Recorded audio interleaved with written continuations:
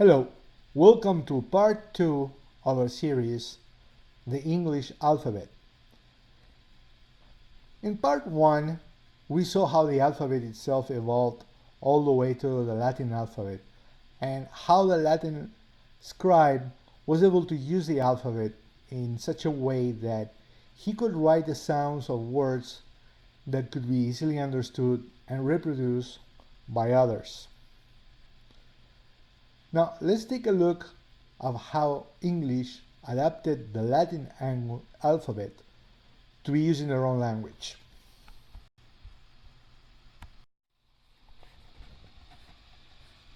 Let's talk about Old English. Old English was spoken in England from the 5th to the 12th centuries. It was related to German. Its spelling was regular and mostly followed the rules of the Latin alphabet. It used the same letters and sounds of the Latin alphabet, but added a few characters. You can see there the thorn, et, and W. Here we can see a document written in Old English, and we see some of these characters. We also see this character here, combination of a and e, and this was used in Latin. Late Latin, they started to use also this combination, represent a sound between the a and the e. Now, this document would be very hard to read today because Old English was very different to today's English. Since Old English was related to German, let's take a quick look at the evolution of German spelling. The German language uses a few more sounds than those represented initially by the Latin alphabet. It uses different but consistent methods to represent the new sounds. Let's take a look here at this word. In this case, for example, it's using a digraph, combination of two vowels, to represent a sound that's between an O and an E, that is pronounced schön. Now here we can see that it is the same word, but instead of using a digraph, he's using a diacritic mark to represent the same sound. So it's still schön, but it's now represented using a diacritic mark. And this phrase here, we can see a different symbol that is being used. This here sounds like s. So basically here it says ich weiß nicht. Now the E and the I always sound like I. So these are the rules you have to learn. You have to learn that O and E represent the sound, E and I represent different sounds, etc. So there are a few rules, but they are consistent. And today, German is a regular language, which basically means that the rules are enough to represent each word or the word of each sound. So it's defined in such a ways that it is consistent on how it represents the sounds for each word.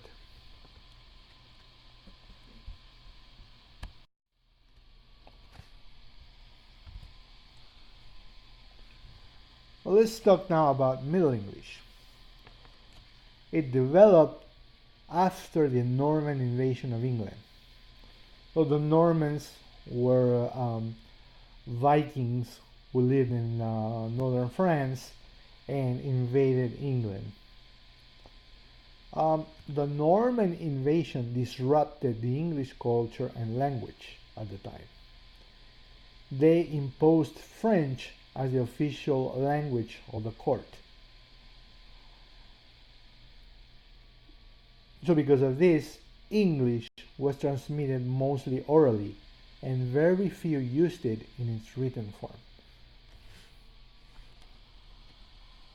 We can see here William, the Viking or the Norman king, and his two brothers.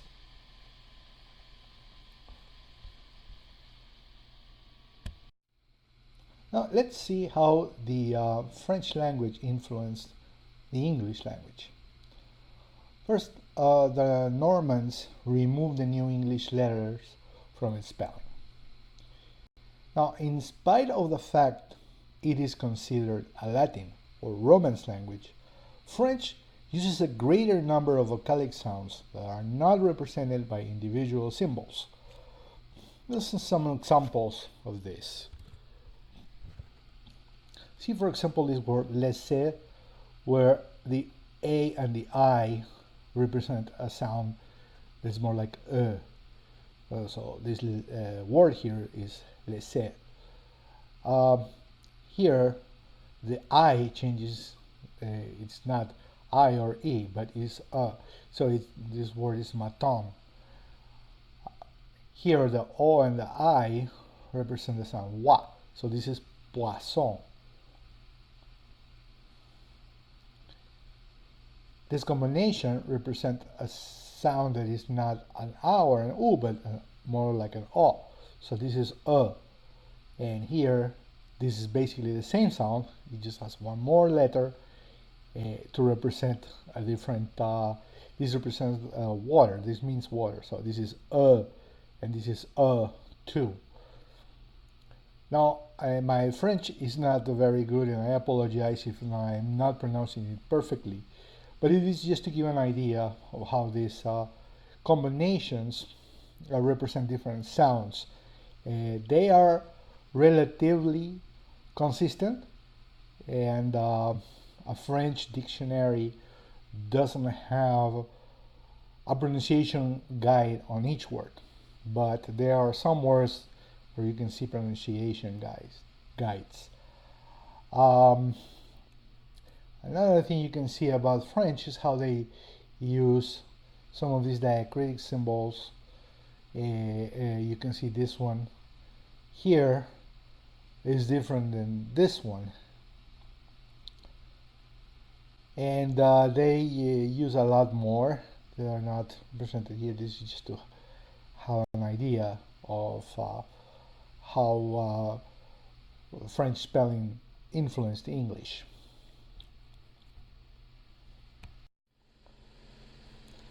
So moving now to Shakespearean English, we can see that by that time, English was retaken as a national language, but only a few words from Old English remained in use. There was a constant fluctuation regarding spellings and new pronunciations. Scribes at the time were writing the same words in different ways, sometimes in the same paragraph. Shakespeare himself wrote his name in many different ways, none of which was Shakespeare.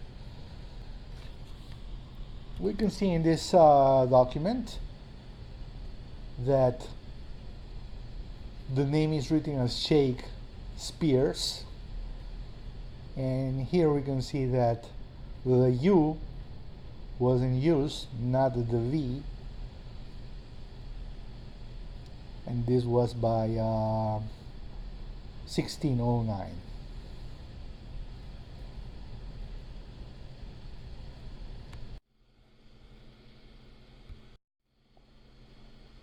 Now, modern English has additional features that can be confusing for foreign language students. For example, 85% of modern English words come from Latin, but in many cases, their pronunciation was modified to follow English rules. Let's take this word, idea. In Latin, this would be idea.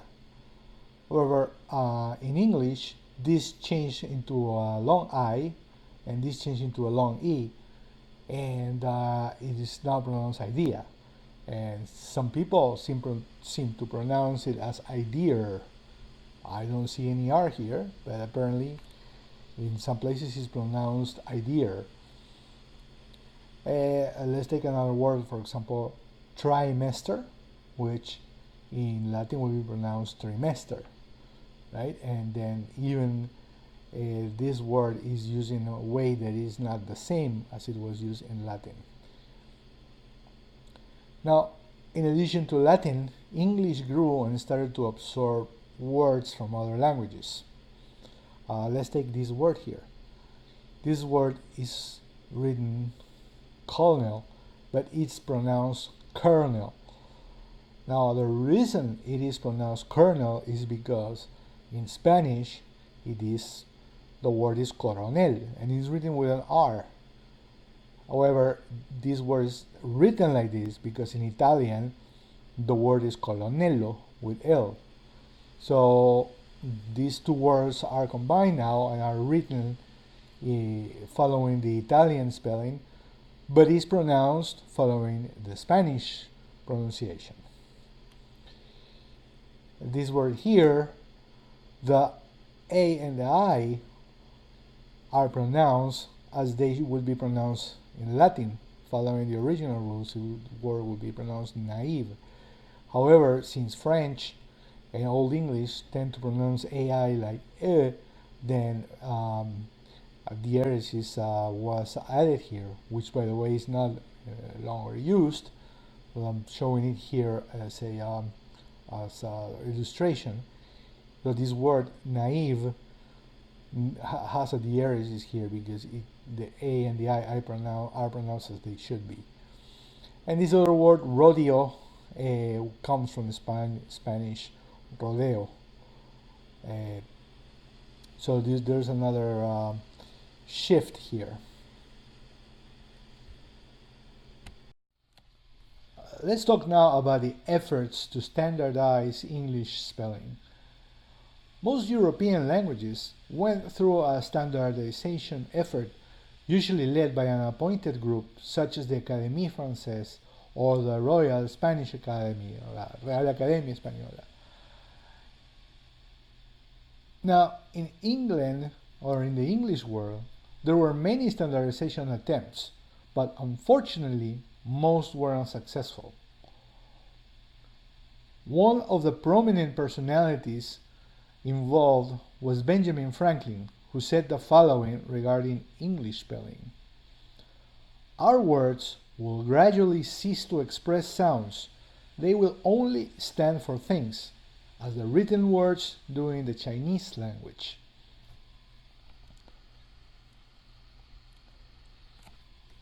There were more efforts led by personalities such as Andrew Carnegie and others that were also unsuccessful. Apparently, one of the problems was the inability to agree upon the pronunciations from different regions of the English world.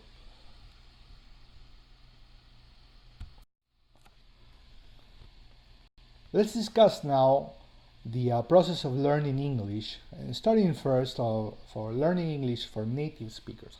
How it is for a native speaker when they're learning English spelling and pronunciation.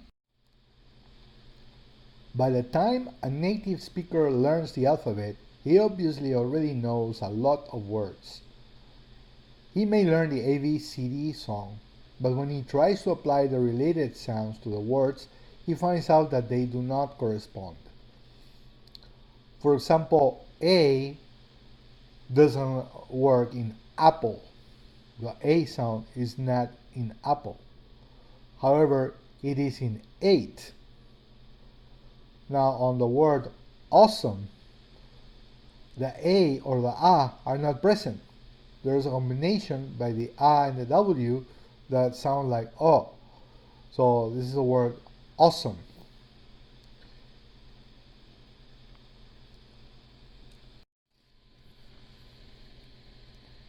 Now this process can become very complex. And this is one of the examples of the ways that children are explained or introduced to this concept. This is a video by Sesame Street, which is almost a 6-minute video where they start giving the letter A, and then they say A is for arrow, and A is for apple, and A is for all the other sounds. But it's just a continuous exposition of these differences without any explanation of why A changes all of a sudden to A or O or to all the different sounds that can be assigned. So you can watch this video if you're interested to understand how complex this can be for a kid, which is still a native language speaker, but is being introduced to this relatively complex process.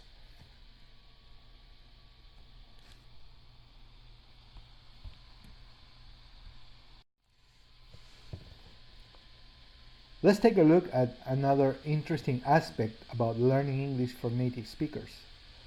A native speaker typically starts the learning process when his or her parent reads stories from a book. This is extremely helpful in English because the parent is not showing how the spelling rules are applied. Instead, she is reading each word as a separate symbol so the child can learn the associated sounds.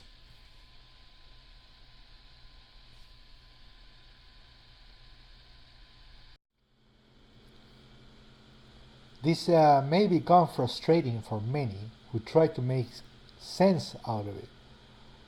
Teachers usually do not tell the student these symbols are ambiguous and do not represent the corresponding sounds.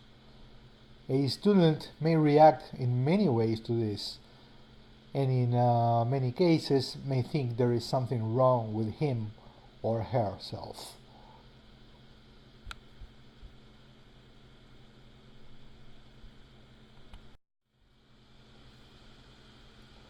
Now, let's look at learning English as a second language.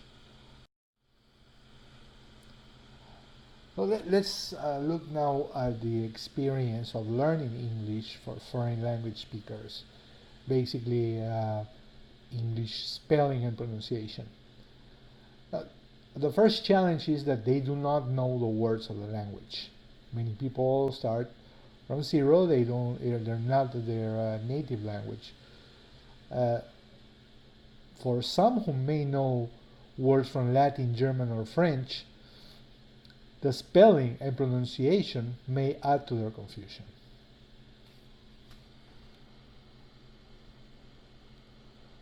Studying the alphabet, the ABC, does not provide the basic sounds used in the language, and instead they have to learn an additional layer of symbols which usually changes with each dictionary. We'll see that later with more detail, but as you can see here, for example, for this word advocate, it's represented advocate, right? There's a symbol here, and then there's another symbol, upside down E, and then there's a diacritic symbol on top of this A, and you can see each word has a pronunciation guide. Now, this pronunciation guide in this dictionary may be completely different in a different dictionary. So there are several layers of definitions and signification that a student of English needs to learn in order to understand just the pronunciation. And then on top of that, you have to go ahead and define each or read each definition to understand what the word is. So it can be a very difficult problem or process. So to learn the words, they have to work constantly, usually with someone else, to learn each word as a separate symbol, which is a long and tedious process.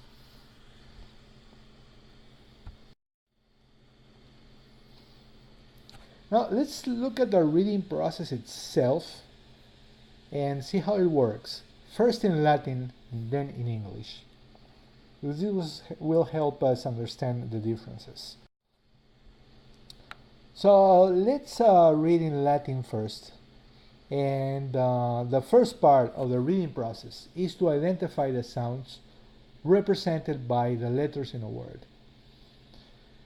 In this case, following the Western tradition, reading in Latin is always done in this direction. So let's go here. We have homo sum humani a me nihil alienum puto.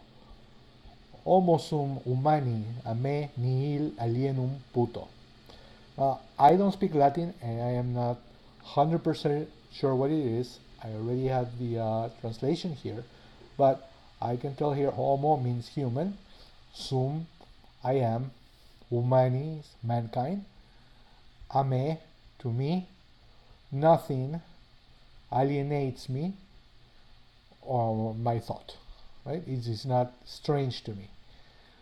So, but the reading itself is very straightforward.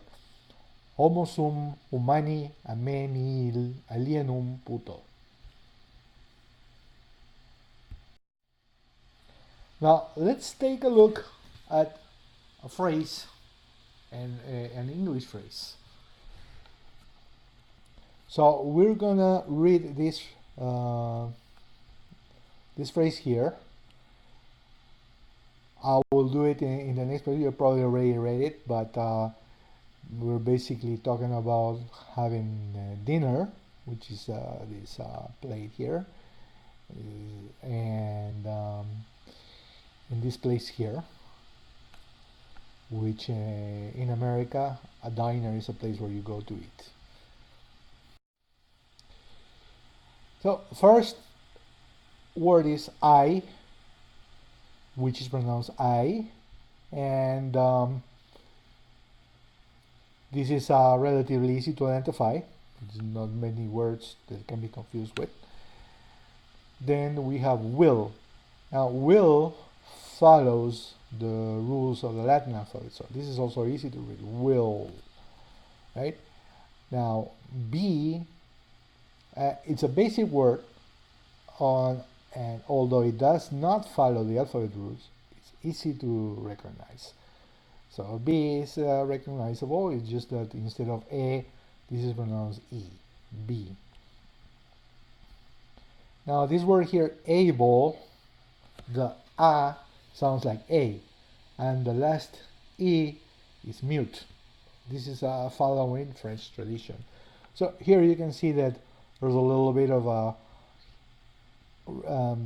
going back, right? Able, and then you have to know that the it's not read, but the sound between the B and the L, you have to actually pronounce. You have to actually use the vocal cords, in which case you're using the schwa, and this is not usually explained.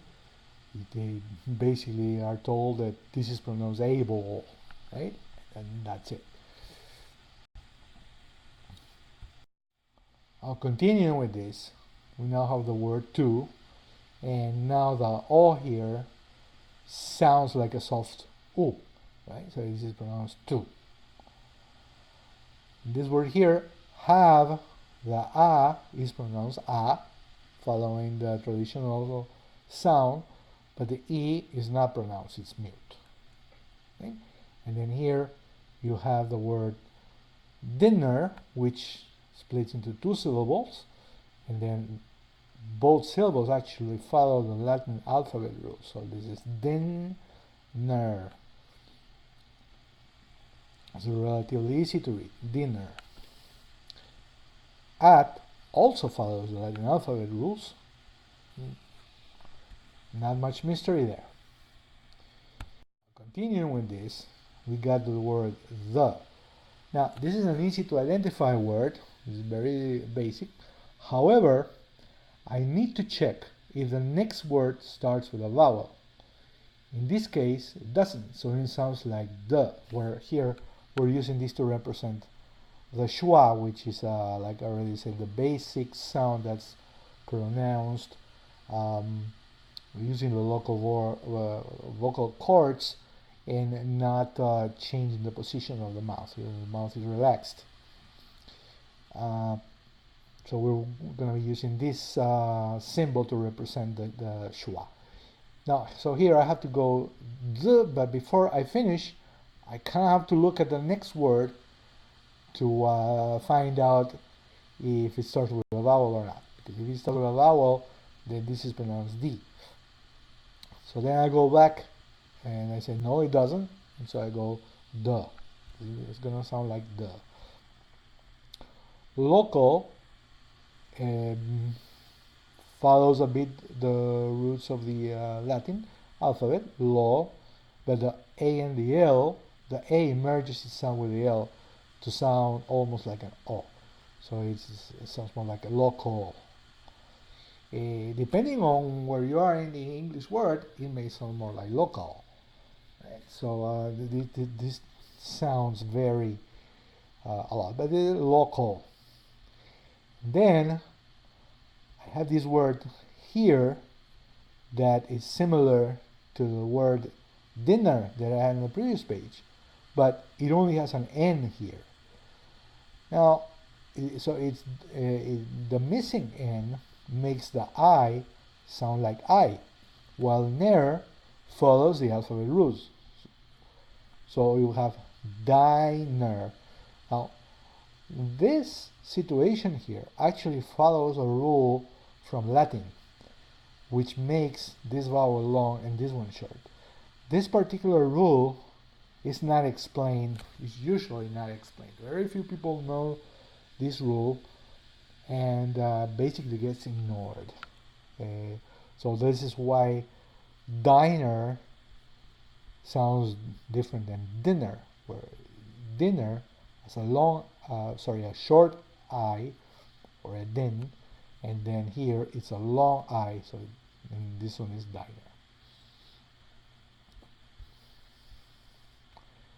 So you see all that went on reading this, right? Eventually you'll learn it and you'll be able to read it fast, but while you start learning it, it can become difficult.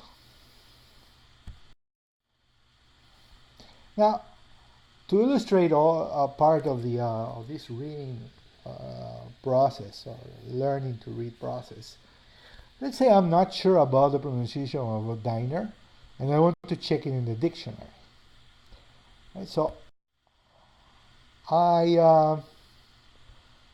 this is from dictionary.com, and dictionary.com says that this should be, the syllables are should be din and air, right? But the pronunciation here apparently is diner or diner.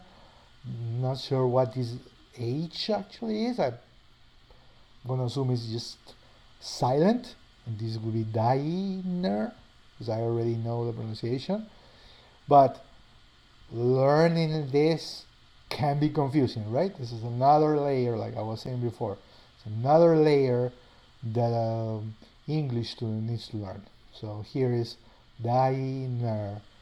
Of course, these days, you can just click on the symbol and listen to the computer pronounce the word. But if you're using a printed version of a dictionary, you just don't have that, and you just have to understand the symbols here. You imagine what it was learning 10, 15 years ago, where there was no internet access, and even today, internet access is not available everywhere.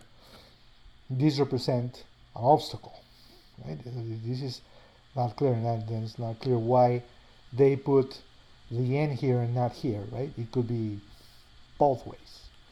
But anyway, let's check another dictionary. Let's see what the Merriam-Webster says. Merriam-Webster says that, yes, the syllables are like the other dictionary, but here they're using different nomenclature. They're using different symbols to represent the sound.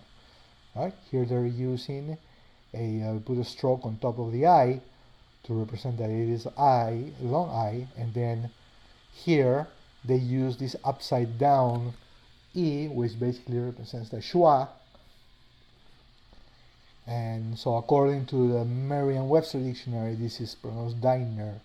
So it's not it's now, as you could see before, the dictionary.com said it was diner, right? Diner, and here this is a schwa. Using a schwa is not a good idea because any vowel can be confused with a schwa. Merriam-Webster usually represents the schwa, and this is a subject of the schwa. It's a very interesting one, and we will discuss that later, how it affects English. Now let's go to the Cambridge Dictionary, and we see here that we have a UK pronunciation and a US pronunciation, right?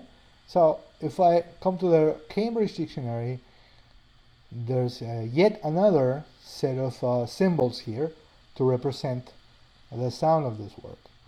So here it says die, and then n, but I see an R, a little r, put here as a superscript, right? So of course I will have to go to a page where they may have lots of symbols explaining this, but I'm going to assume that this just means that the R is very slightly pronounced. So probably in the UK this is pronounced dino, right, with the R practically not pronounced. Where in the US there's yet another symbol here, which I don't know what it is, and looks like in the US this is pronounced Dina. If you go to the dictionary and click on these two, you're going to see that there's a very small difference between these two, right? And I live in the United States, and I've always heard people talking about the diner, or it could be pronounced in very different ways, but it doesn't have to be pronounced. The R doesn't have to be mute, right? Diner.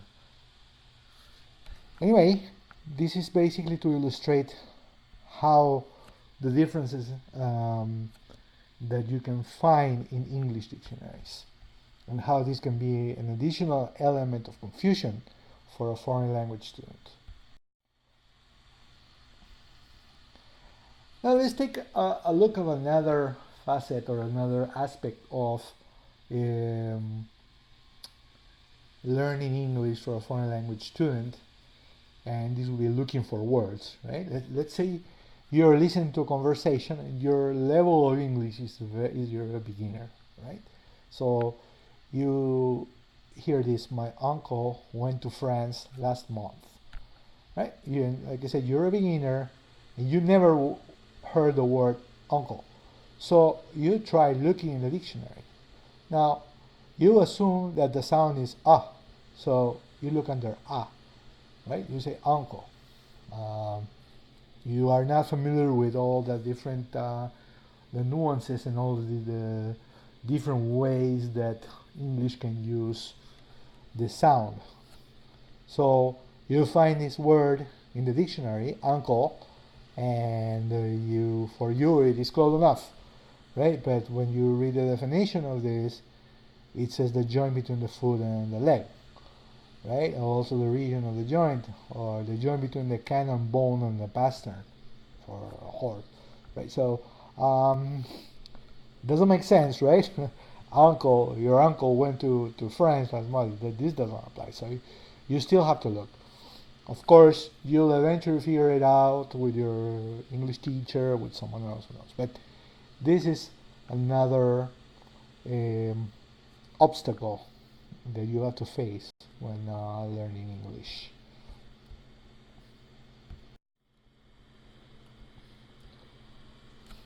Now, the situations that I have been discussing, and there are a lot more. I just provided some examples, can lead to confusion. The ambiguity of English spelling can create a lot of confusion, both for native English speakers and students of English as a second language.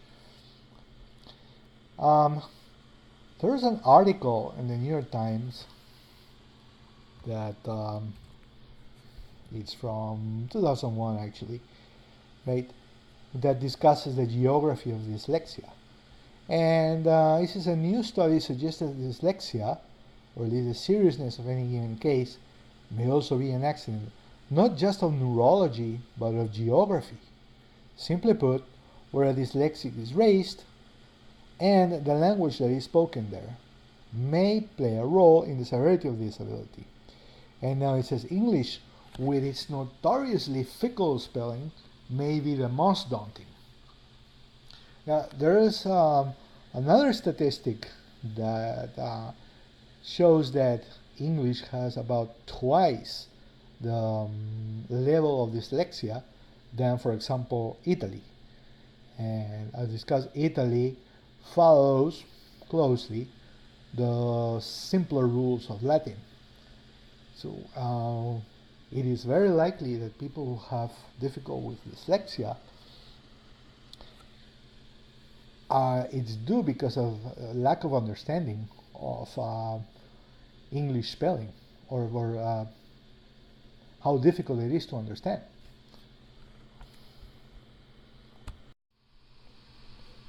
Well, a few years ago, I was in the middle of this confusion, and I tried to understand the rules of English, look for some courses on it, but I could not find any course that would explain the actual rules. Most of the courses are about memorizing each word, and they are designed by English speakers who do not understand the viewpoint of a foreign language speaker. So I did my own research, and I ended up writing the book Enigmas of the English Alphabet. Enigmas of the English Alphabet explores the history of the alphabet and its adoption in the English language to help understand the peculiarities of its use in the spelling of its words. It includes an entire section describing each basic vocalic sound and the corresponding position of the mouth, using specific diacritic symbols to indicate them. It features special exercises which allow the reader to get familiar with those sounds and mouth positions, helping him improve his pronunciation in a relatively short time as compared to other systems. It also includes a list of most used words in English, indicating the pronunciation using these same diacritic symbols. I also developed a new method called PhonicSense to simplify learning English pronunciation. Instead of having to learn each word as a separate symbol, PhonicSense shows the basic vocalic sounds that are mainly in use in the American pronunciation. Each basic sound is indicated together with the associated mouth position to make it easier for the student to learn and recognize each sound. This approach helps alleviate the overwhelm some foreign language speakers may feel when trying to learn each word. Consider the following phrase, where PhonicSense represents each sound using diacritic symbols. The quick brown fox jumps over the lazy dog. This method allows the student to learn only a few symbols to be able to identify and pronounce words following the alphabetic tradition. We have also partnered with Thinkific, a leading online course platform, to deliver our first course. This method will familiarize you with all basic vocalic sounds, including the schwa, used in approximately 75% of the words in English, but not usually taught and not indicated in English spelling. It provides exercises designed to learn each sound and learn to identify and differentiate them. Once the student learns the sounds using the diacritic symbols, it is easier for him to identify them in regular words without the need of the special symbols, providing added confidence in his ability to pronounce words.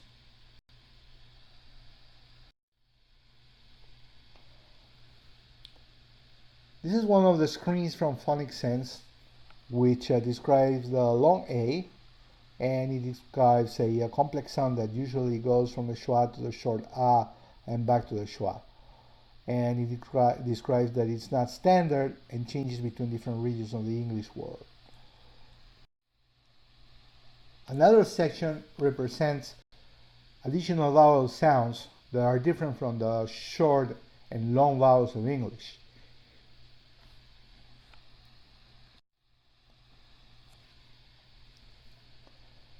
Once the user is familiar with the symbols and the different mouth positions, PhonicSense gives exercises where the user can go and compare the current spelling and the modified spelling to help understand the words, and switch back and forth until he understands how to do it.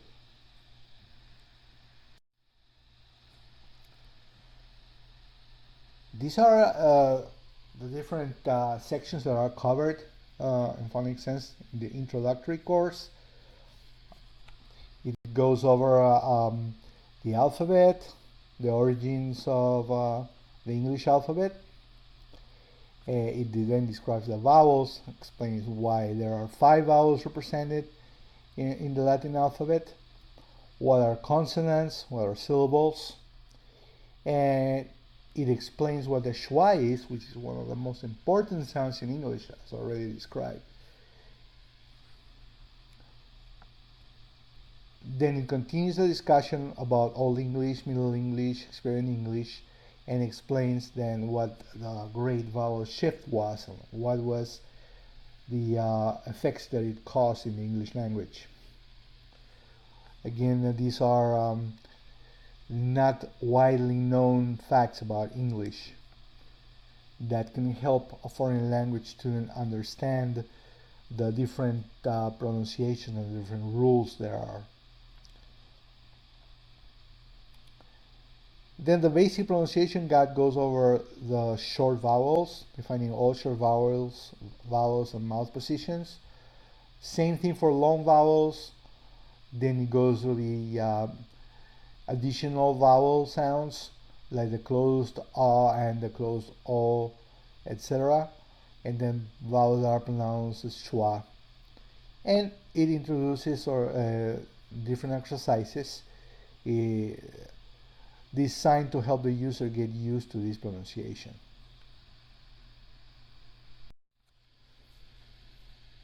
Thank you very much for watching. I hope you liked this video and found this information to be useful. Please go to our website www.enigmasoфenglish.com/PhonicSense. Links are also added below the video to see additional information regarding both Enigmas of the English alphabet and PhonicSense. Please don't forget to like and share. Bye-bye.